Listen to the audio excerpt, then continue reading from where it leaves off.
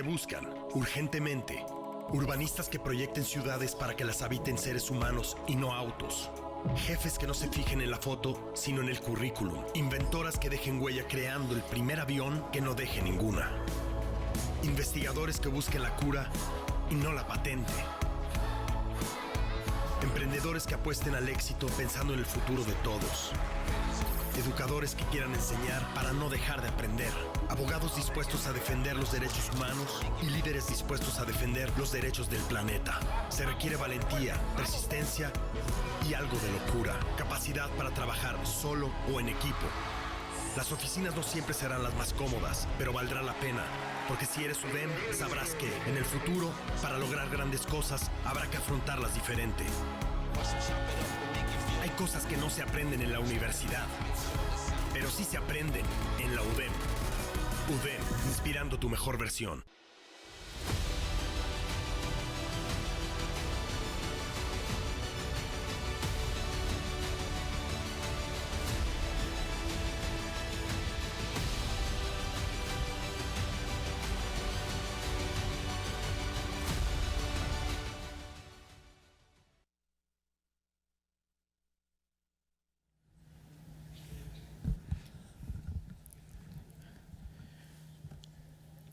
Muy buenas tardes a todos quienes nos acompañan aquí el día de hoy.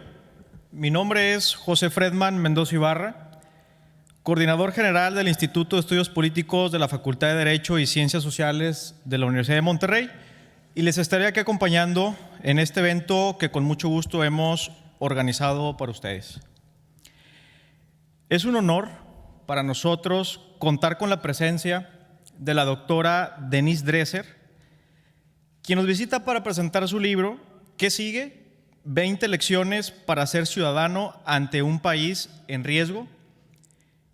Y también nos acompaña el doctor Agustín Basabe, quien comentará el libro en cuestión. Agradecemos también la presencia de consejeros, directivos de la UDEM, profesores, estudiantes y amigos de nuestra casa de estudio, y sean todos bienvenidos. Antes de presentar la semblanza de la doctora Denise Dresser, quisiera hacer un apunte que considero importante, porque estamos frente a dos personas que no solamente han construido de manera práctica la democracia en este país, que han enseñado la ciencia política en las más importantes y prestigiosas universidades en este país, sino que también día con día posicionan temas en la agenda política y en la agenda pública en dos grandes medios de comunicación. Y creo que estar nosotros, la comunidad universitaria, frente a ellos es de suma importancia en estos tiempos donde evidentemente la democracia no solamente está erosionada, sino que también en una regresión hacia quizás autoritarismos u otro tipo de regímenes políticos. Me permito ahora compartir con ustedes una breve semblanza de nuestra invitada, la doctora Denise Dresser. Denise Dresser es escritora, analista y activista mexicana. Es profesora de Ciencia Política en el Instituto Tecnológico Autónomo de México, el ITAM, y obtuvo la licenciatura en Relaciones Internacionales en el Colegio de México y el doctorado en Ciencia Política en la Universidad de Princeton. Ha sido investigadora visitante en el Centro de México-Estados Unidos de la Universidad de California en San Diego y del Centro de Estudios Internacionales de la Universidad del Sur de California. Ha sido también profesora visitante en la Universidad de California y en la Universidad de Georgetown. Ha recibido becas para la investigación de la Comisión Fulbright, la OEA, la Universidad de Princeton y la Fundación Rockefeller. Fue miembro del Comité Ciudadano de Apoyo a la Fiscalía Especial para Movimientos Políticos y Sociales del pasado y consejera de la Comisión de Derechos Humanos del Distrito Federal, ahora Ciudad de México. Es miembro de varios colectivos ciudadanos que promueven la transparencia, la rendición de cuentas y la desmilitarización del país. En 2015 fue condecorada con la Legión de Honor por el gobierno de Francia en reconocimiento a su labor en favor de los derechos humanos y la democracia. Es editorialista del periódico Reforma y de Opinión 51. También colabora en el noticiero de Carmen Aristegui, en La Hora de Opinar con Leo Zuckerman y es videocolumnista del sitio Latinos. En 2010 ganó el Premio Nacional de Periodismo en la categoría de artículo de fondo con Carta Abierta a Carlos Slim. Ha sido incluida también en la lista de los 300 mexicanos más influyentes por la revista Líderes Mexicanos. La revista Forbes le ha reconocido como una de las 50 mujeres más poderosas del país y más relevantes en Twitter. Es autora del bestseller El País de Uno, Reflexiones para entender y cambiar a México. Su último libro, el que presenta el día de hoy, se titula ¿Qué sigue? 20 lecciones para ser ciudadana ante un país en riesgo. Bienvenida, doctora.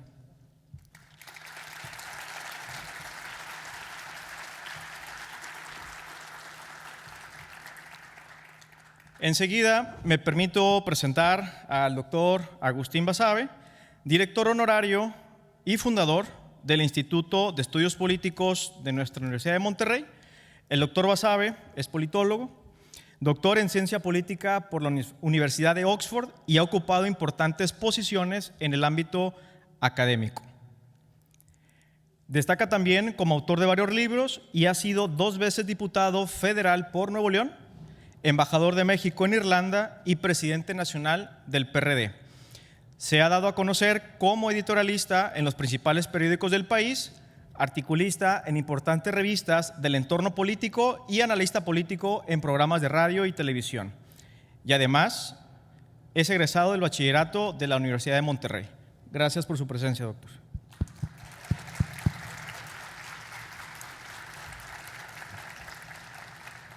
Gracias. Bueno, Denise, es un privilegio tenerte otra vez aquí. Ya nos visitaste, es la segunda vez. Es correcto, la primera tuviste un round con Tatiana. Y a mí me dio mucho gusto cuando hablamos y mostraste interés en presentar aquí justamente en la UDEM tu nuevo libro. Es un libro que se deja leer, que te atrapa. Yo me lo eché el fin de semana y que para mí tiene varias cosas muy significativas. Una, para mí la más importante, la primera, es que no has sucumbido a la polarización López Obradorista, que entre otras cosas negativas ha provocado que la oposición o los críticos a la 4T caigan sin darse cuenta en el cajón desastre que el propio Andrés Manuel ha diseñado, en donde dice que están todos aquellos que rechazan su proyecto. Y muchos caen en esa tentación y muchos se confunden y otros, peor aún, empiezan a decir: hay que regresar a 2018 porque estábamos bien. Y ahí es cuando yo pongo el grito en el cielo. Y por eso me dio mucho gusto cuando leí tu libro corroborar, porque ya lo sabía, que no has caído en esa tentación, que tienes muy claro que estábamos muy mal en 2018, pero que el camino que tomó el proyecto de López Obrador es un proyecto, él le llama, de transformación. Bueno, pues si es una transformación, es una transformación equivocada y por el camino equivocado. Pero no hay que volver a 2018. Hay que rebasar los problemas que teníamos en el 2018, fundamentalmente los 2 tumores cancerosos de México, la desigualdad y la corrupción. Y para muestra de lo que digo, basta un botón. Este párrafo que lo separé lo dice con mucha claridad. Es un libro, les digo al auditorio, es un libro donde Denise da consejos o sugerencias o propuestas de cómo encarar a la 4T y en general al poder. Pero insisto, ya no cae en el maniqueísmo inverso al de López Obrador. Reconoce los otros problemas que existen que bien dictaminó y diagnosticó el entonces candidato Andrés Manuel López Obrador, porque hay que decirlo, su diagnóstico no estaba muy errado. Lo que estuvo tremendamente errado fue la prescripción y lo que hizo. Dice el libro: sé incluyente, reconoce la realidad clasista, elitista y racista del país en el que vives, porque esa realidad discriminatoria produjo a López Obrador y explica su arraigo. No uses palabras derogatorias que son dardos, epítetos descalificadores que son flechas, expresiones elitistas que revelan el rostro oscuro de México. No reproduzcas los patrones que han llevado a millones de mexicanos a vivir y a sentirse marginados. Entiende el enojo legítimo de quienes han sido tratados como mexicanos de segunda. No seas parte de las minorías complacientes ante las mayorías marginadas. Es que esto ustedes a lo mejor dirán, pues sí, pues no, es que esto se nos olvida, se nos ha olvidado. ¿Por qué llegó López Obrador? ¿Por qué es presidente hoy Andrés Manuel López Obrador? Por esto, porque México estaba así, porque había desigualdad, pobreza, marginación y corrupción rampante, por cierto. Por eso llegó él. Y por eso nos está yendo como nos está yendo, porque tomó un camino equivocado. Bueno, él cree que es el correcto, nosotros creemos que es equivocado, que le ha hecho más daño a México. Ahora, el libro empieza con algo, yo suponía que lo ibas a mencionar, porque hemos platicado de eso. A Denis le reclaman algunas personas, otra vez la polarización, que a veces provoca fanatismo, que haya votado por López Obrador en 2018 y que se haya arrepentido y que ahora sea una crítica, y le dicen, esto le dicen los anti-López Obradoristas: ¿cómo te atreviste a votar? ¿Por qué no te diste cuenta? ¿Cómo era posible? A mí me parece la crítica más ociosa del mundo. Primero, injusta, porque si una persona de buena fe ve una propuesta, le parece buena y vota, y luego se da cuenta en la realidad que esa propuesta no se está aplicando y dice: eso no es lo que prometiste, mentiste, y por lo tanto te voy a criticar, y por lo tanto me vuelvo una acérrima crítica de la 4T, me parece una postura muy valiosa. ¿Por qué se le va a criticar? Es que votaste, ¿no? ¿Y qué? Lo importante es darte cuenta, abrir los ojos, y sobre todo, no solamente tú, sino como le hace Denis, decirle a los demás, explicarle a la gente que lee, que mucha gente lo lee. Este libro seguramente lo va a leer mucha gente. Y Denis tiene una cuenta de Twitter de ¿cuántos? 4.600.000 seguidores. Sí, pero de esos 4.6 millones, 2 me aman y 2 me odian. Sí. No importa, todos se leen. Entonces, empieza con eso, diciendo: bueno, a ver, pues les voy a explicar por qué voté por este señor, y por qué me arrepentí, y por qué hoy soy una dura crítica de ese señor. Lo cual me parece, pues a mí, innecesario, pero sí es necesario para muchas personas que se enojan, que están también crispados los ánimos y le reclaman eso a Denis. Y luego hace una reflexión en 20 consejos, 20 lecciones le llama, de diferentes aspectos que a guisa de crítica, pero también a manera de recomendación y de propuesta, le dice al lector o a la lectora: aguas. Y a mí la más importante de todas, bueno, está presente en varios de los 20 puntos, fundamentalmente el primero y en el tercero, pero a lo largo de los demás permea también, es la del culto a la personalidad. No caigamos en el culto a la personalidad. Y estamos en un momento de un culto a la personalidad muy dañoso, muy dañino para México. El presidencialismo del siglo pasado era un culto a la personalidad institucional, si me vale la expresión, es decir, el presidente en turno, el que tenía la banda, el que se sentaba en la silla del águila, ese, el que sea. Cuando cambiaba, entonces pues por lo menos ese señor ya se olvidaba y se pensaba en otro. Estaba muy mal ese autoritarismo, ese culto a la personalidad era dañino, desde luego. Pero tiene un problema mayor, que es la gente que sigue ciegamente a López Obrador. No lo sigue porque es presidente, lo sigue porque es López Obrador, y eso es más peligroso.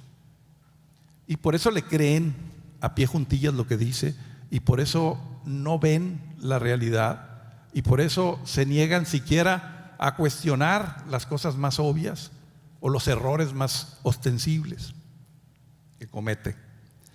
Ese culto a la personalidad, si algo me dejó a mí el libro, así como ciudadano, digamos que abierto a los consejos de Denise Dresser, fue eso: nunca aceptemos el culto a la personalidad de nadie, sea quien sea, porque cuando ponemos allá arriba en el altar a una persona que va a gobernar, le perdonamos 1000 cosas que no debemos perdonarle, y peor aún, no vemos otras tantas que debemos de ver para señalar. Eso es muy, muy grave, y lo dice el libro, digamos, a lo largo de los 20 consejos, aunque son de otros temas. Para mí, como la parte más saliente y más atendible del texto. Yo digo que Andrés Manuel López Obrador ahora está preparando una mezcla de maximato y necesariato. Daniel Cosío Villegas le llamó necesariato al periodo de Porfirio Díaz, porque Porfirio Díaz se volvió el hombre necesario para México. Él decía, y la gente lo repetía, Porfirio Díaz es necesario ahí en el poder, lo necesitamos, por eso le llamó el necesariato. Y luego ya sabemos, Plutarco y Las Calles creó el maximato, que él era el jefe máximo de la revolución y ponía presidentes y atrás él los manipulaba. Creo que Andrés Manuel está haciendo las dos cosas, está preparando una mezcla de necesariato con maximato.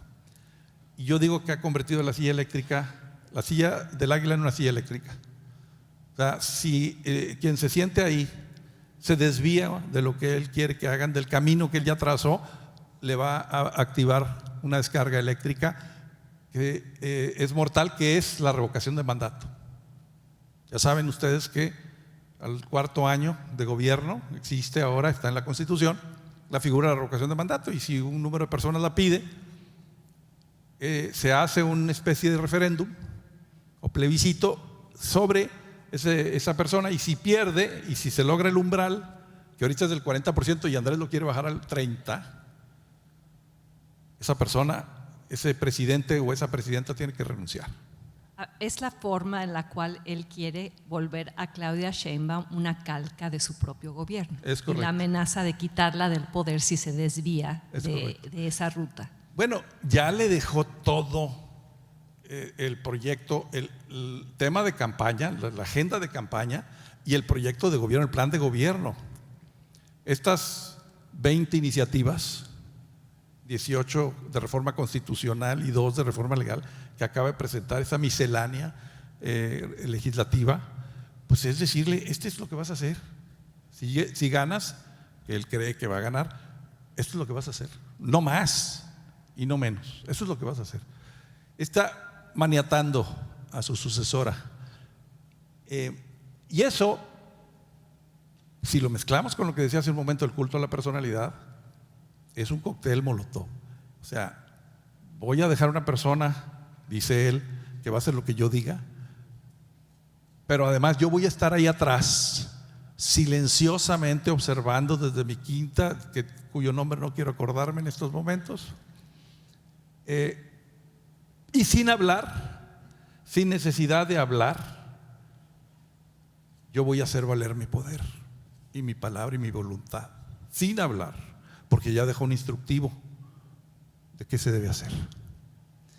No quiero alargarme más, porque lo importante, a lo que todos vinimos aquí, es a oír a Denise, y además porque al final quiero que haya una sesión de preguntas y respuestas para que le pregunten a nuestra invitada lo que ustedes quieran de estos temas tan interesantes que plantea en este libro que les recomiendo ampliamente. Denise, muchas gracias otra vez por venir y tienes la palabra.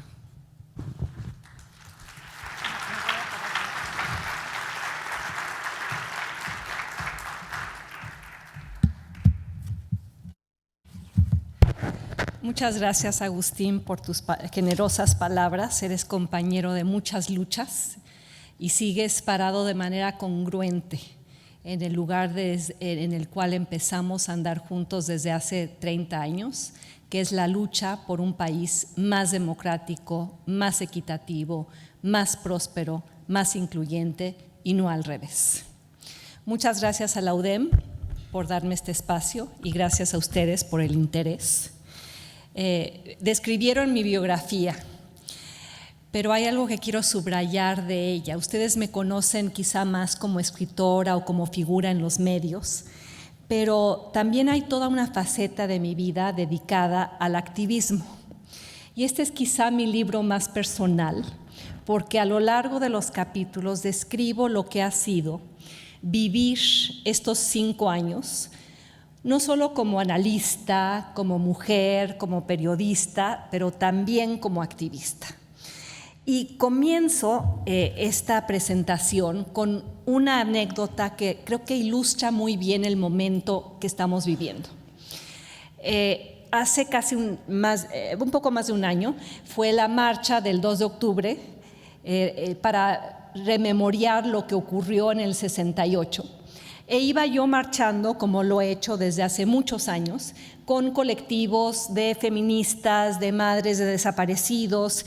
Íbamos cargando una manta gigantesca de 104 metros, que en algún momento estuvo colgada en la Estela de Luz, ¿recuerdan? Y decía: no a la militarización, no a la impunidad.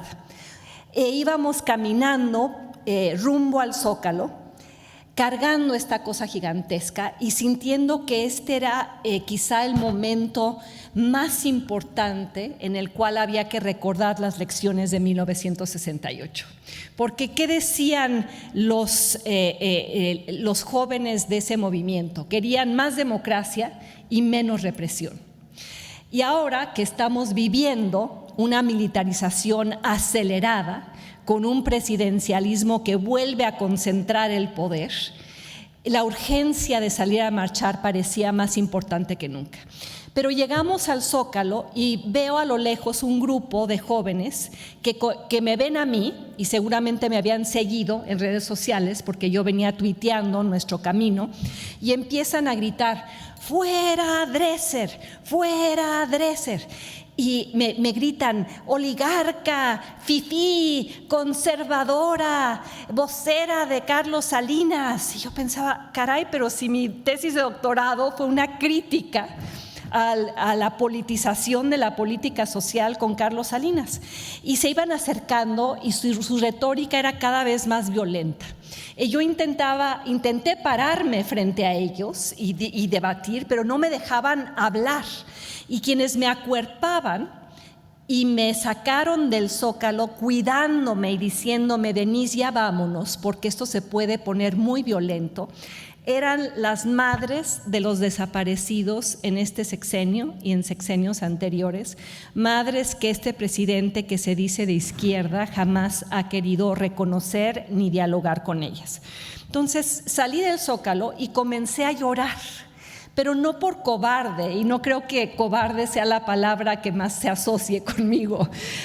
Podrán lanzarme otros epítetos, pero ese creo que no es válido. Lloré por mi país, porque pensaba: una activista, analista, crítica, socialdemócrata que ha hecho una carrera de 30 años criticando a todas las falencias de todos los gobiernos anteriores, y por eso ya voy en mi 5º libro, fue sacada de un espacio que es de todos, el Zócalo. Y aquí está un loop con las imágenes de cada uno de los capítulos del libro, y uno se llama: Lo público es nuestro. porque la 4T se había adueñado de un espacio público, que es nuestro, y estaba sacando de ahí a sus supuestos críticos, como nos ha sacado del debate público, de la capacidad de movilizarnos, de pertenecer a la sociedad civil, de ser contrapesos. Yo pensaba, si yo he estado en el Zócalo tantas veces, en rebelión contra el fraude del 88, exigiendo una autoridad electoral autónoma en los 90s, apoyando la creación del INAI, denunciando el desafuero, y ahora cada 8 de marzo marchando como feminista contra los feminicidios y contra la violencia que se da contra las mujeres en este país. Y vean la paradoja de la coyuntura. Esa persona cuya trayectoria ha sido desfigurada desde el poder estaba siendo sacada del Zócalo junto con las madres marchando en contra de la militarización emprendida por un gobierno de izquierda.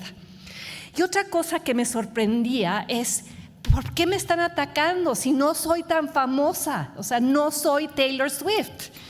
Y sin embargo, decían fuera Dresser, y pensé, claro, me conocen, pero me conocen por la mañanera. Me conocen por las 117 veces en las cuales el presidente se ha referido a mí.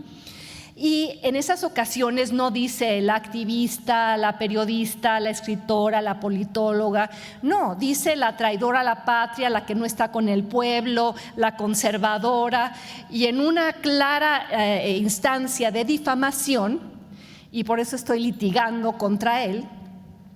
Acabo de ganar un juicio, no sé si vieron, contra una diputada de Morena que me llevó a juicio por supuesta violencia política de género, por decir que ella viajó en un avión de un precandidato de Morena y nos cuestionábamos pues si había una relación personal detrás de ese préstamo.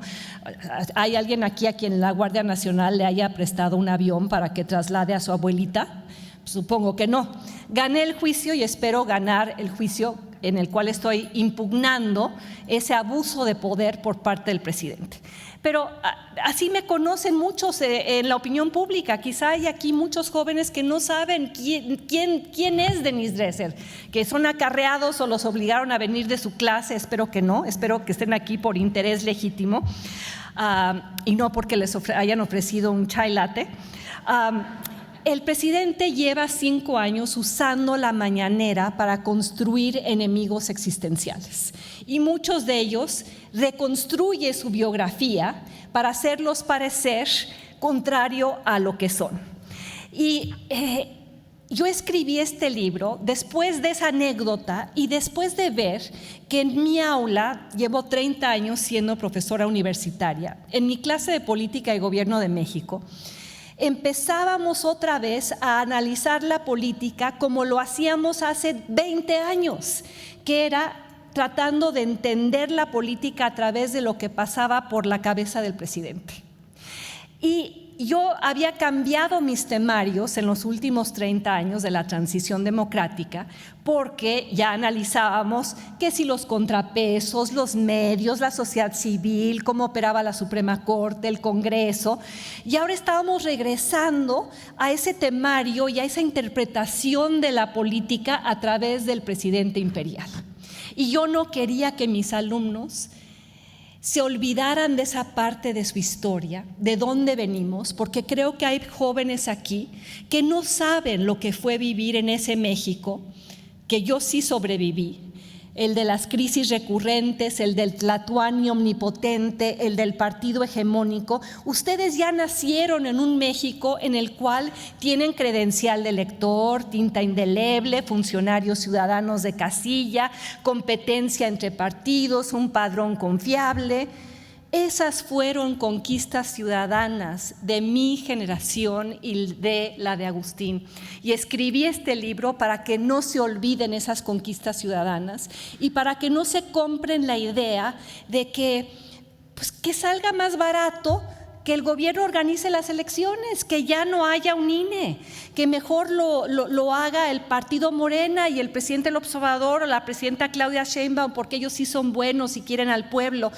Y se olviden de lo que costó crear esa institucionalidad, lo que costó sacar al PRI del poder, lo que costó crear un sistema de partidos competitivos, que al mínimo creamos una democracia electoral.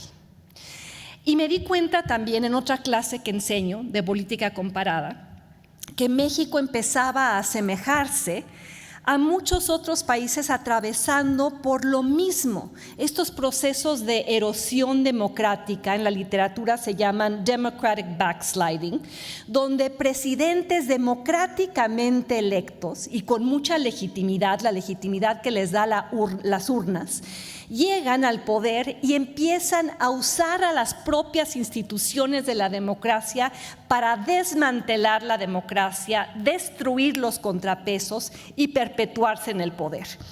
En ese sentido, México no es distinto de otros países, al contrario, creo que el guión es muy similar al de otros autócratas en ciernes, desde Ortega en Nicaragua, Bukele, Orbán, Erdogan, o lo que está intentando hacer Trump al reelegirse en Estados Unidos, llegar por la vía democrática para destruir a la democracia.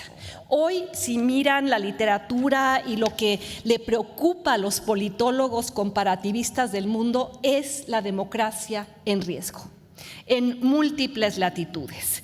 Y ya la democracia no está muriendo a base de golpes militares, con rifles, con tanques, está muriendo con base en decisiones de líderes democráticamente electos que tratan de desmantelar a la Suprema Corte o colonizar a las instituciones o reelegirse o domar al Poder Judicial, quitarle la independencia que tiene. O sea, el guión es muy similar en muchas partes.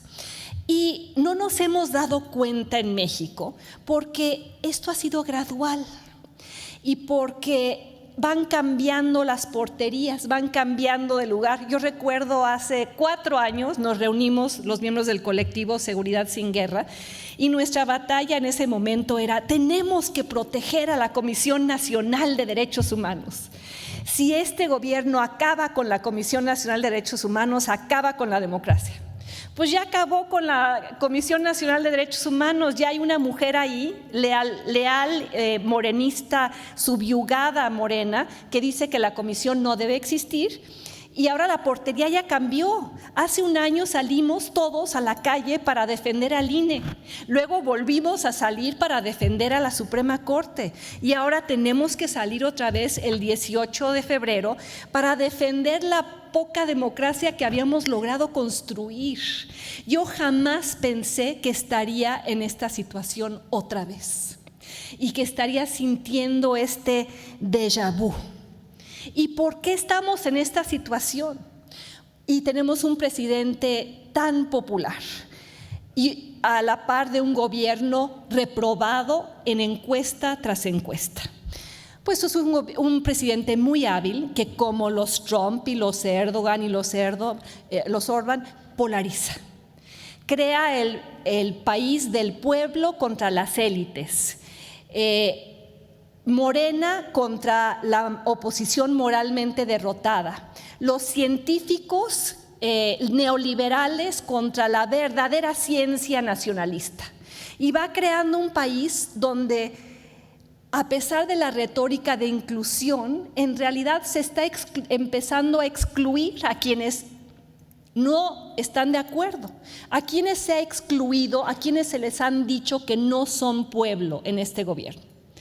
A los académicos, a los científicos, a los médicos, a cualquier crítico, a los partidos de oposición, y es una retórica reiterada, repetitiva, machacada todos los días desde ese gran medio público que es la mañanera, financiado con recursos públicos.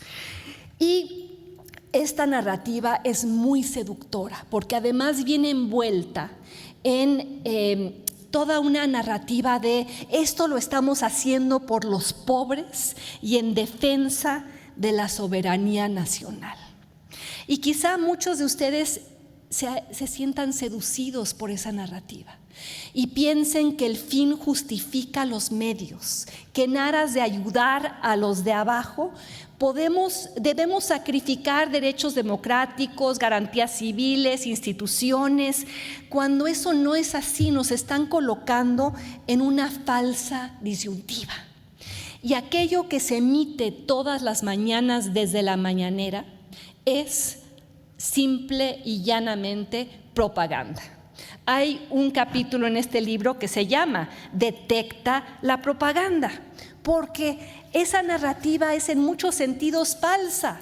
Para empezar, distorsiona la historia de la transición democrática. Hace que todos ustedes crean que la democracia llegó en 2018 y no desde los 80s cuando salimos a las calles o desde los 60s cuando se manifestaron los jóvenes exigiendo mayor libertad. Es también una narrativa falsa en cuanto a los datos, y este libro está lleno de datos incluso muchos del propio gobierno. Pero ¿qué sucede si eres periodista y vas a la mañanera y confrontas al presidente, como lo ha hecho por ejemplo Jorge Ramos, con los datos de su propio gobierno sobre la violencia? El presidente dice: eres un chayotero de un medio gringo y además yo tengo otros datos. Contra eso yo escribí este libro, que es una especie de contranarrativa y de pedagogía democrática. Porque si algo nos faltó en los últimos 30 años, Agustín, y es un mea culpa de mi parte, fue enseñarle a los mexicanos qué significa la democracia. ¿Qué hace la Suprema Corte? ¿Por qué es bueno tener contrapesos? ¿Para qué existe la división de poderes? ¿Por qué hay que tener un gobierno civil y no subcontratar el gobierno a los militares? Todo eso nos faltó. Entonces, por eso ahora vemos a muchas personas que apoyan la idea de elegir a los miembros de la Suprema Corte por voto popular, porque suena democrático, pero en realidad no lo es. Permitirle a un hombre, a una mujer, erigidos bajo el culto colocados en un pedestal por el culto a la personalidad, es antitético a la democracia y antitético a la historia de nuestro país. Porque ¿de dónde venimos? De un Luis Echeverría que decía: en este país no se mueve ni una hoja sin que lo sepa el presidente. ¿De dónde venimos? De un Carlos Salinas que se fue del gobierno con 78% de aprobación, también muy popular. Y a los 16 días, la macro devaluación que acabó con mis ahorros y con los de mi madre y con los de seguramente muchas personas sentadas aquí. ¿Por qué? Si yo estoy argumentando aquí que la democracia está en riesgo, allá afuera el 60% de la población dice: Denise, estás equivocada, estamos apoyando a este fantástico presidente. En el libro cito a Anna Applebaum, es una famosa historiadora, ganadora del Pulitzer, quien dice que en cualquier momento, cualquier país puede dejarse seducir por la tentación autoritaria y puede darle la espalda a la democracia. La democracia, dice, es como el agua de la llave. Siempre piensas que abres esa llave y va a salir el agua y no te das cuenta si alguien está guachicoleando el agua o está empezando a cerrar la llave o la está canalizando a Palacio Nacional, y solo te das cuenta de que falta el agua cuando abres la llave y ya no está. Y el libro es una advertencia para que no dejemos que alguien cierre la llave de la democracia o nos volvamos cómplices de cerrar esa llave. Porque la 4T no es solo un gobierno, es una narrativa diseminada por un político muy seductor, muy carismático, pero en el fondo profundamente autoritario, que está buscando recrear ese viejo sistema de presidencia imperial y justificarlo con lo que yo llamo el AMLOañol, que es una nueva lengua, como el español, pero es el AMLOañol, donde las cosas ya significan otra cosa, donde las palabras significan otra cosa. Y hay un capítulo en el libro que dedicado a esto, donde democracia no significa lo que significa en el resto del mundo o en los documentos fundacionales de The Federalist Papers. Yo sí sé cuáles son, no el gobernador de aquí, pero yo sí. O los textos de la Revolución Francesa o Locke o Montesquieu. ¿Democracia qué significa? Aquí y en China, bueno, en China no, pero aquí y en Francia, en Inglaterra, significa división de poderes, significa contrapesos, significa transparencia, significa rendición de cuentas, las mismas causas por las cuales Agustín y yo venimos luchando 30 años y seguimos luchando porque todavía no se dan. En el AMLOañol, ¿qué significa democracia? Significa Suprema Corte colonizada por morenistas y electa por el pueblo. Significa lo que el presidente interpreta que es la voluntad del pueblo. Significa consultas populares, aunque sean amañadas y no cumplan con los requisitos constitucionales. Y además significa, es que este proyecto es de izquierda. El libro lo escribí también para romper el mito de que este es un gobierno de izquierda. Porque quizá hay jóvenes aquí que se sientan muy progresistas por apoyar a la 4T. Y yo les preguntaría, ¿es progresista militarizar al país? Subcontratar 140 actividades antes en manos de civiles, ahora en manos de militares que no tienen supervisión civil y que están construyendo Sedena Incorporated, SADCB, haciendo negocios con nuestros impuestos en el Tren Maya y en el AIFA.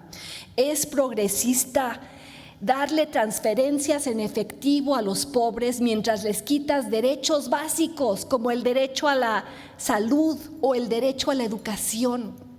Es progresista no haber dado apoyo financiero a los vulnerables durante la pandemia. Hay un capítulo que se llama Siempre con la ciencia y no a la charlatanería, porque quiero que todos ustedes recuerden que en este país murieron más de 800,000 personas por la pandemia, porque teníamos un presidente que no creía en la ciencia y que decía que no había que usar el cubrebocas y que esto no era grave y que había que abrazarse.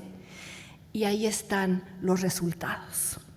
Y hay demasiados seducidos, hay demasiados porristas. En el libro, el primer capítulo se llama No te vuelvas porrista y no te dejes seducir. Porque en épocas anteriores, aquí hubieran estado sentados quizá Genaro Villamil o Sabina Berman o el propio Arturo Saldívar, amigos, colegas, parados siempre en el mismo lugar de la lucha democrática. Ellos se cambiaron de lugar y yo sigo en el mismo lugar donde he estado desde hace 30 años, invitándolos a que regresen ahí o que se paren ahí. Porque si no, al final de estos 6 años o los próximos 6 que vengan, ¿qué tipo de país vamos a hacer?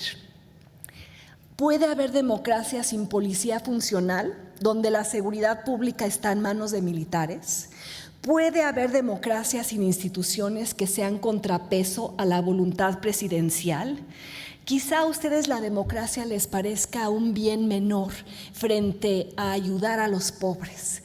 Pero sin democracia, esa ayuda a los pobres va a resultar insostenible, porque la democracia también ayuda a tomar decisiones económicas responsables.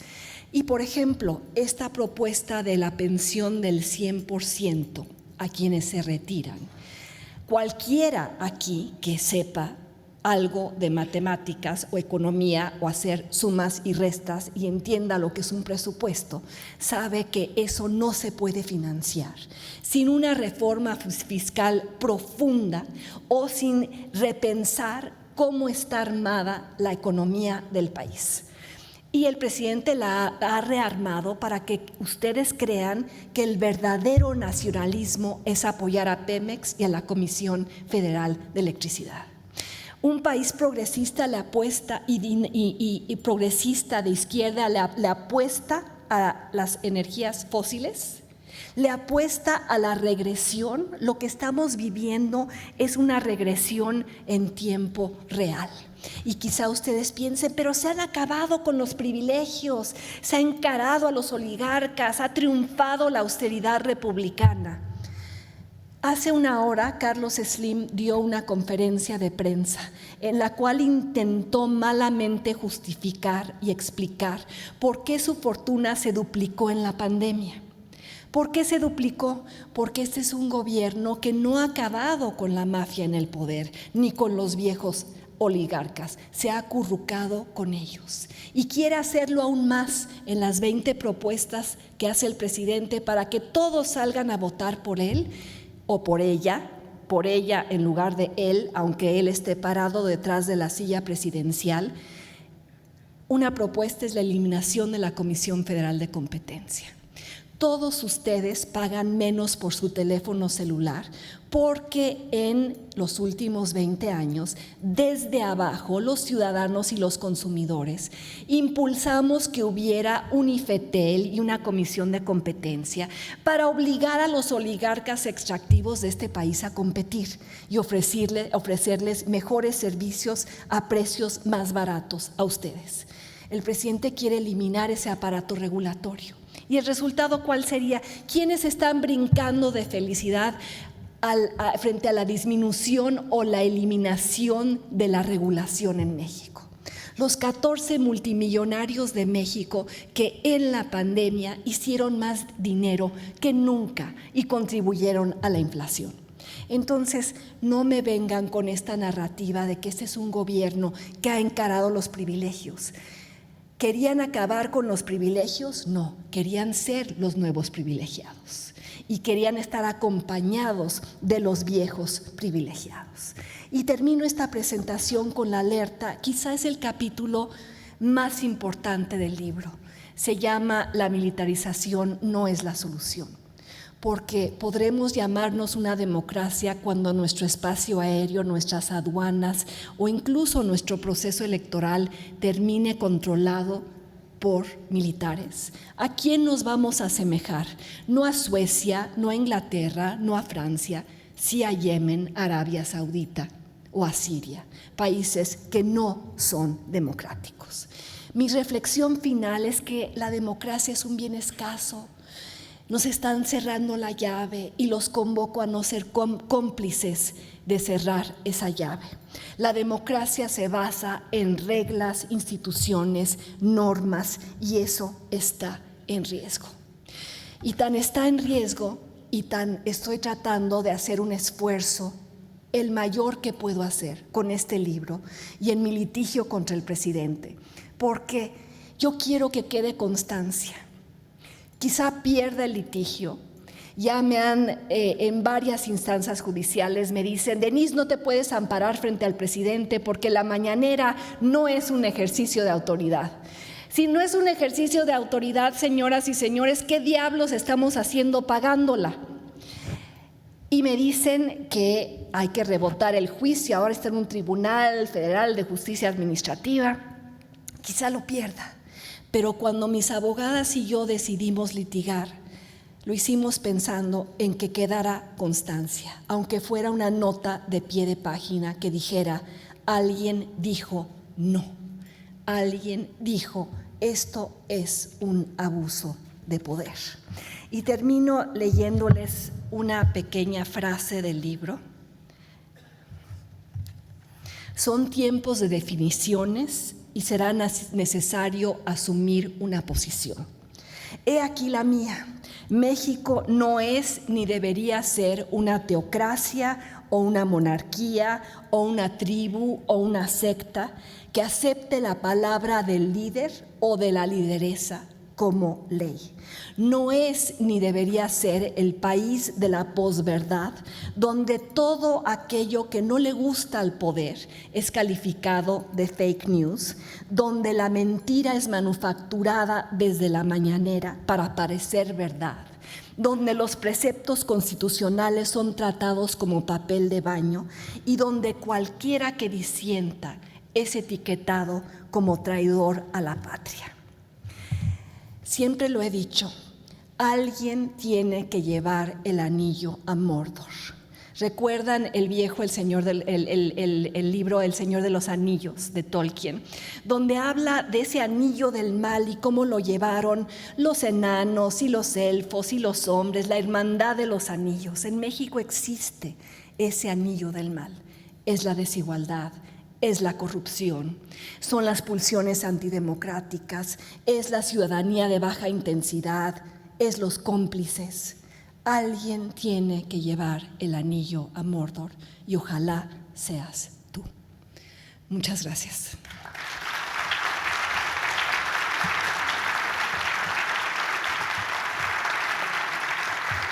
Muchas gracias.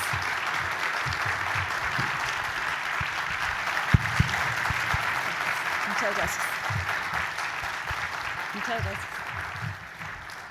Denise, mientras nos dicen lo de la sesión de preguntas y respuestas, escuchándote me acordé de una anécdota de los Founding Fathers de Estados Unidos, que cuando va saliendo uno de ellos, Benjamin Franklin, de la asamblea donde se vota la Constitución, una persona que estaba allá afuera con la expectativa de qué Constitución va a tener Estados Unidos, le dice, Mr. Franklin, what kind of government did you give us?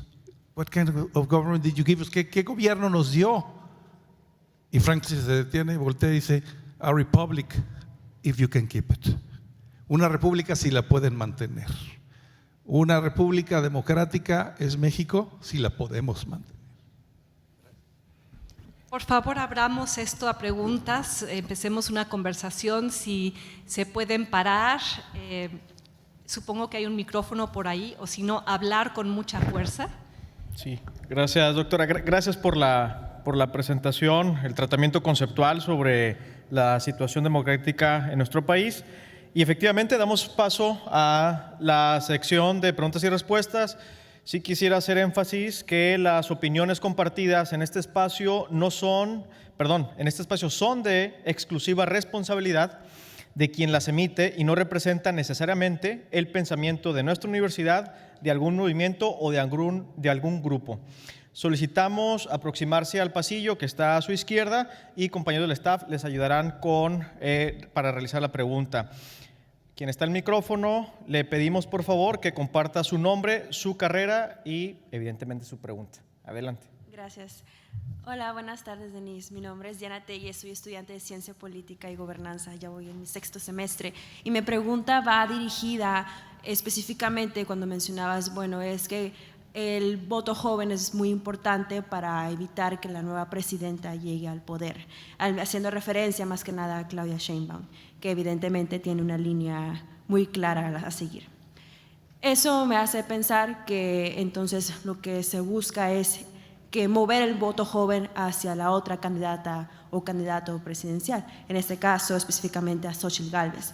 Mi pregunta es, ¿tú crees que realmente Xóchitl pueda dar la vuelta a la elección presidencial por parte del voto joven al menos? Principalmente desde que nos damos cuenta, al menos como politóloga te puedes identificar, que no hay realmente un gran apoyo por parte de la coalición hacia Xóchitl Gálvez.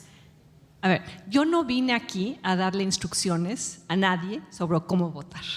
Yo no vengo a hacer proselitismo en favor de la candidatura de Xóchitl Gálvez, ni ya ni siquiera sé cómo se llama el frente. Jorge Maínez. No. Yo vengo aquí a hacer pedagogía democrática y llevo muchos años diciéndolo. Cada quien que se haga responsable de su voto, pero que entienda las repercusiones de su voto. De hecho, mi columna hoy tiene un par de párrafos muy críticos sobre la oposición, pero también la oposición tiene un grado muy importante de responsabilidad. Como lo decía Agustín, el libro no hace una apología del pasado.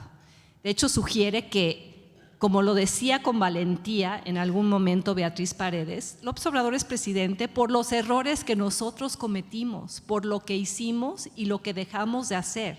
Si Xóchitl Gálvez se presenta simplemente como una candidata de la restauración del PAN o el PRI del pasado, evidentemente no va a obtener el voto joven, ni va a ser una candidata que realmente entienda o sea capaz de encarar los verdaderos problemas del país, porque regresar a donde veníamos tampoco es la solución. El libro tiene una advertencia para ella y también para Claudia Sheinbaum, en el sentido de si tú sigues por la misma ruta, si tú hablas de construir un segundo piso sobre una ruta cuyos cimientos son pues como los cenotes del Tren Maya, el hoyo en el cual vamos a caer va a ser aún más profundo. Lo que yo sí quiero subrayar, y lo argumenté hoy en mi columna, y va a ser el sentido de mi voto. Una de las razones por las cuales este presidente pudo obtener tanto poder, usarlo discrecionalmente y echar para atrás muchas de las reformas democráticas de los últimos años es porque tuvo mayoría en el Congreso. O sea, volvimos a tener gobierno unificado que no habíamos tenido desde que el PRI perdió la mayoría en la Cámara de Diputados en 1997. Quizá vuelva a obtener Morena la presidencia de la República, las encuestas sugieren que es así, pero quizá la única indicación, que no es indicación, es una reflexión personal, yo voy a votar por el contrapeso. No porque necesariamente esté de acuerdo con quien encarne el contrapeso en la legislatura, pero porque no quiero volver a crear una situación en la que se reconstruyan las condiciones políticas e institucionales que hacen posible la presidencia imperial.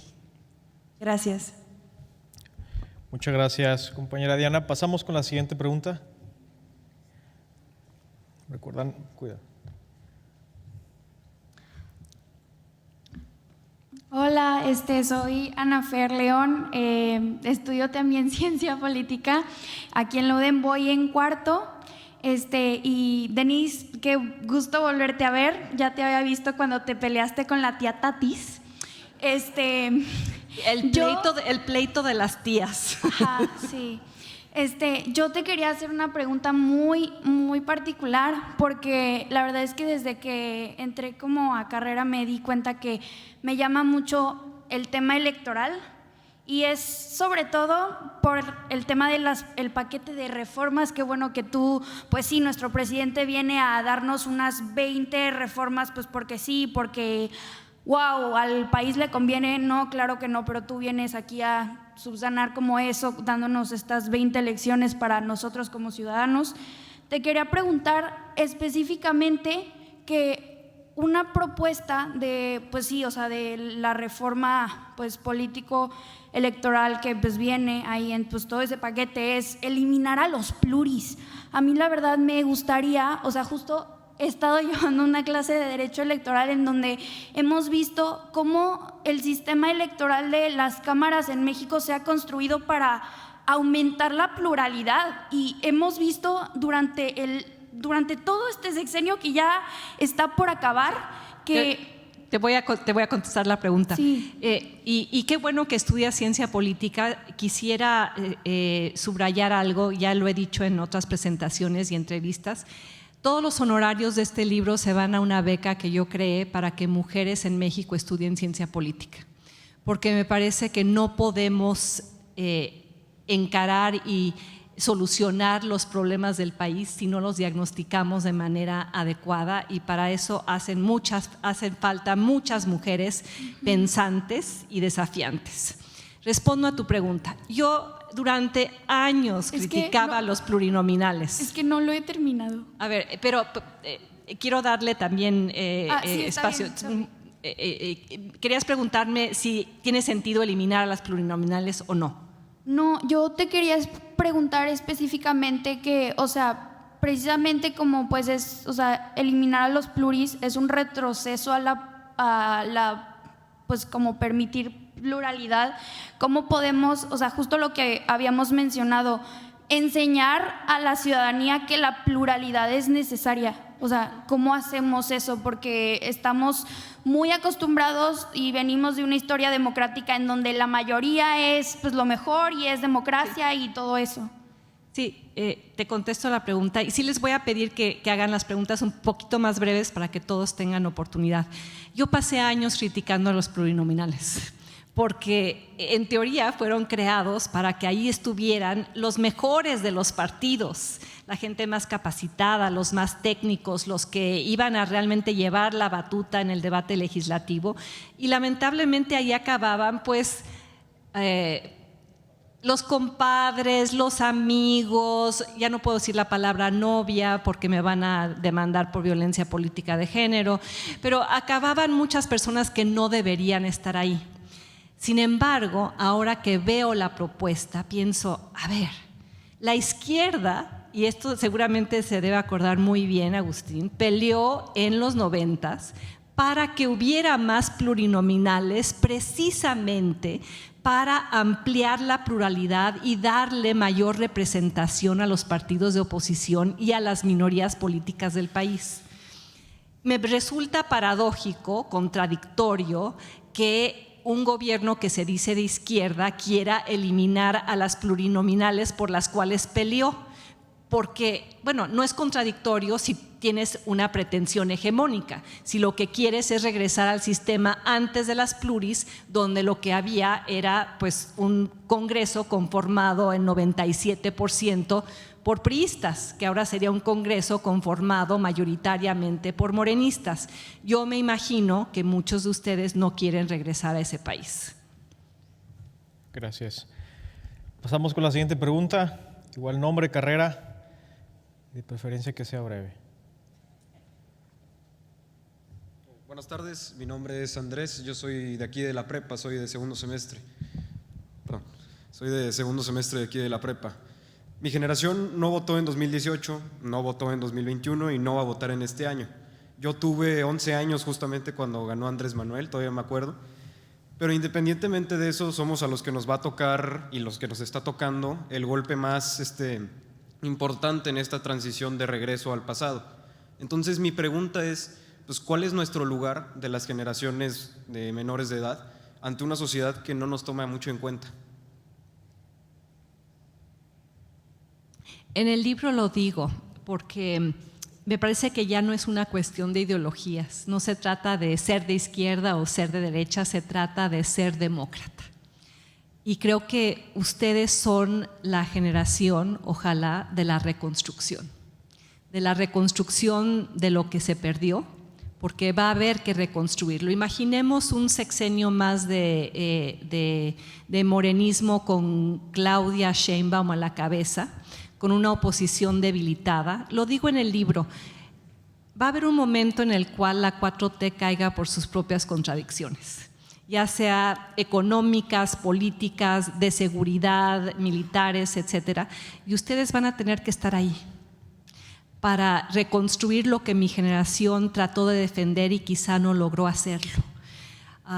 Les va a tocar una tarea titánica, porque nos estamos enfrentando a una regresión que si no la paramos en esta elección presidencial, nos va a tomar al menos una generación regresar al punto de partida, porque les va a tocar a ustedes que volver a ser autónomo al INE, les va a tocar a ustedes regresar las plurinominales, les va a tocar a ustedes impulsar una reforma para darle autonomía a la Suprema Corte, les va a tocar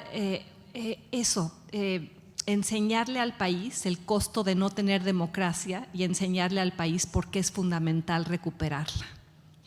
Te estoy pasando la antorcha. Muchas gracias. Gracias. Pasemos con la siguiente pregunta, por favor.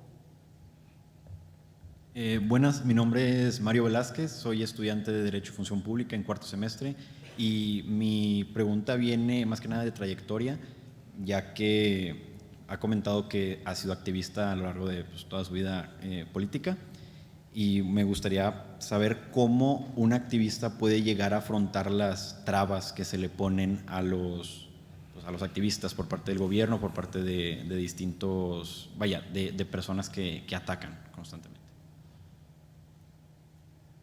este es el gobierno en el cual el activismo cívico, del cual ha sido parte, ha sido el más difícil y el más infructuoso. Porque en gobiernos anteriores la sociedad civil tenía muy claro lo que debía hacer.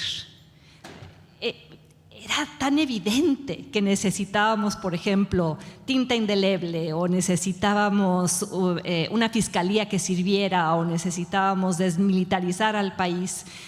Ahora el problema es que la sociedad civil está desacreditada, está muy dividida, porque muchos grupos de izquierda tienen temor a enfrentarse a un presidente que se dice de izquierda y piensan que están traicionando su causa, o han sido amedrentados por también un presidente que dice que los activistas están financiados por el gobierno estadounidense o por intereses particulares. Nunca he visto a la sociedad civil tan desarticulada en términos de organización, y del otro lado un gobierno que no escucha. El activismo para mí tenía mucho sentido y era muy satisfactorio cuando presionábamos desde abajo y nos escuchaban, porque sí nos escuchaban. Yo recuerdo al gobierno, por ejemplo, de Fox aceptando que se creara el INAI, al gobierno de Calderón aceptando que era necesario tener una reforma política, por cierto, por la cual peleó Tatiana Cloutier y que ahora se aleja de esas causas, que eran las candidaturas independientes, que era la consulta popular, que era la consulta ciudadana, pero eran instrumentos para darle a los ciudadanos más capacidad de influir en el proceso político. No fueron diseñados para ser usados por el poder para justificar decisiones arbitrarias, como se está haciendo actualmente. Entonces creo que logramos muchas cosas. Que hubiera nominalmente fiscalías autónomas, que hubiera una ley de transparencia. La despenalización del aborto fue una causa cívica ciudadana de muchos años, pero porque había voluntad de dialogar y de negociar por parte de la autoridad. Ahora ya no hay esa voluntad, y por eso en estos momentos es tan difícil, porque no es solo que no te acompañen, es que no te escuchan y te agreden. Y por eso paso la mitad de mi tiempo, dando clases, escribiendo libros, haciendo estas presentaciones, y en este sexenio la otra mitad de mi tiempo litigando, porque estoy en una multiplicidad de litigios en los cuales como ciudadana me veo obligada a defenderme del poder. Muchísimas gracias.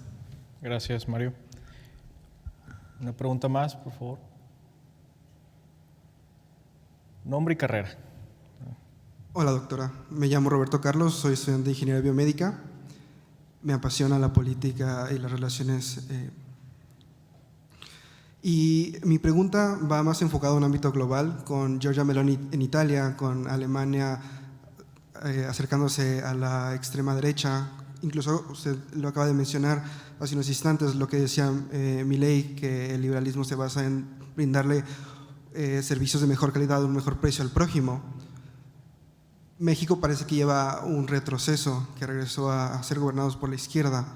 ¿Usted cree que después de este periodo va a girar y va a volver a entrar una derecha mucho más nacionalista, mucho más conservadora, o al revés puede volverse una derecha mucho más liberal?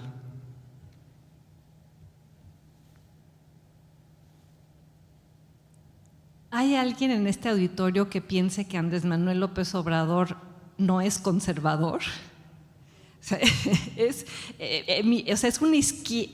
Eso ni siquiera lo diría una izquierda, es un algo ideológicamente inacible y en muchos sentidos conservador. Estamos hablando de un gobierno que ha militarizado al país.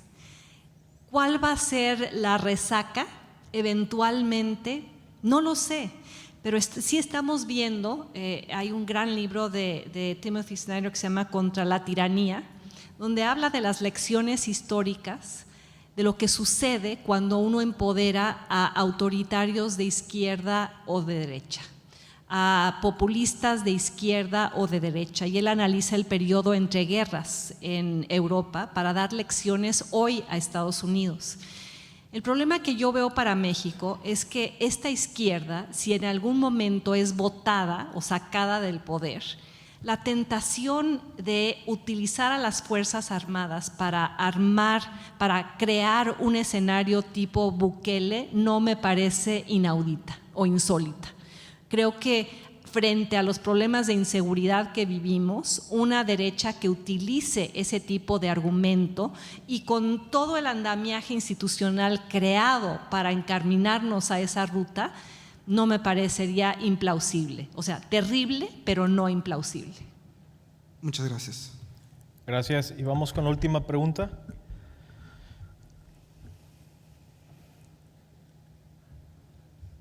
Bueno, primero que nada, muchas gracias por la presentación. Mi nombre es Fernando Dávila, soy de la licenciatura en Relaciones Internacionales, voy en mi segundo semestre. Mi pregunta también iba relacionada en el ámbito global e internacional, que era más referente a la manera, sí, gracias, en cómo se ha relacionado México a través del gobierno con otros países, ya que hemos mantenido una relación más cerrada, la diplomacia se ha perdido entre los demás países y hemos sido más conservadores con nuestra relación con Estados Unidos. Entonces, ¿qué es lo que podríamos esperar para México en el futuro en ese aspecto con el gobierno? Ese es un gobierno que se ha desvinculado del mundo. Hemos tenido una política exterior bastante contraída. Creo que al presidente López Obrador no le interesa la política exterior y solo le interesan algunas relaciones que utiliza políticamente para agradar a su base electoral.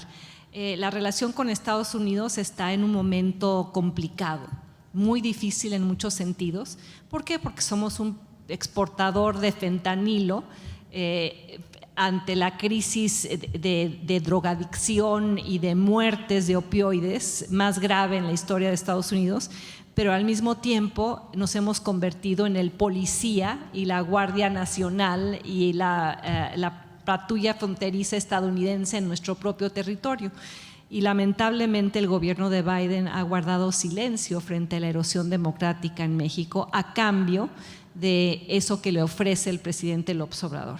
Yo me imagino una continuidad de ese escenario, pero quizá con más presión estadounidense por el tema de las drogas. No me parece un accidente que se haya filtrado este reporte de la DEA sobre la investigación al supuesto financiamiento a la campaña presidencial de López Obrador en el 2006, ni que se haya filtrado a 3 medios de manera simultánea y en este momento.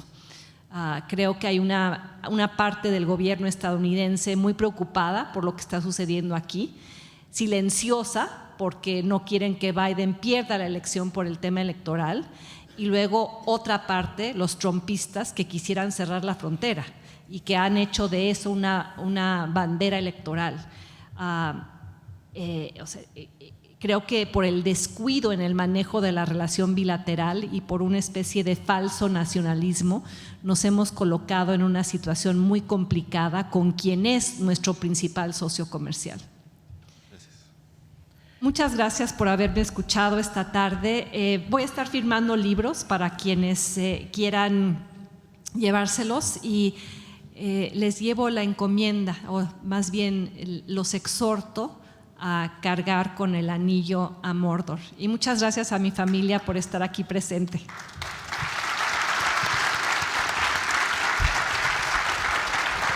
Muchas gracias, doctora. Finalmente, en agradecimiento por su valiosa visita a nuestra universidad y en representación de los estudiantes todos, invito a la compañera Denise Becerril Fernández, presidenta de la Sociedad de Alumnos de la Licenciatura en Relaciones Internacionales, a que le haga entrega de un presente que le tenemos preparado.